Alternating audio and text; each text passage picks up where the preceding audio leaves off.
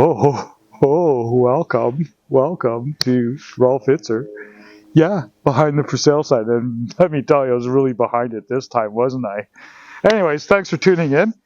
I want to talk about the federal government introduced a new mortgage opportunity, which is allowing 30-year amortization on a mortgage up until August, I believe, or late July.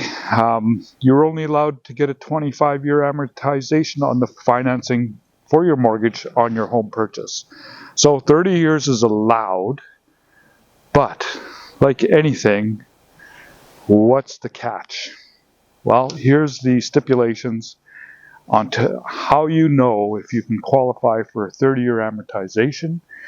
You must be a first-time home buyer. So if you're owned a house for years and you decide to upsize, downsize, right size, you do not qualify.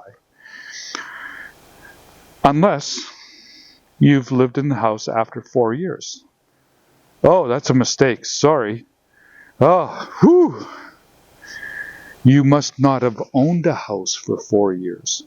So if you've owned a house and then sold your house and then you're in a rental or out of country, as long as you didn't own a house for 4 years, now my apologies because I misinterpreted that, you qualify for a 30-year amortization, providing you haven't owned a house for 4 years minimum. Relationship breakdown. We live in times where most of us, not all of us, thankfully, but most of us do encounter relationship breakdowns, whether it's through marriage or long-term life together. It's happening more and more in the society that we live in. So if you're in a relationship and it breaks down and you owned a house together, you do qualify for a 30-year amortization if that makes the difference between you owning a house and not owning a house. You also qualify if it's a new home build. So if you're getting a house built, you can get a 30-year amortization. This only applies to what's called high ratio mortgages only. What's a high ratio mortgage? If you're not sure, it's if you're putting less than 20% as a down payment for your home purchase, you qualify for a 30-year amortization. Not to be negative, but and I don't know the amount that was used as an example, but I happen to be speaking with a mortgage broker. My bad, because as I'm doing this video episode, I forgot the mortgage amount, but the mortgage person said, 25-year AM versus 30-year AM, the interest payable was increased by $150,000.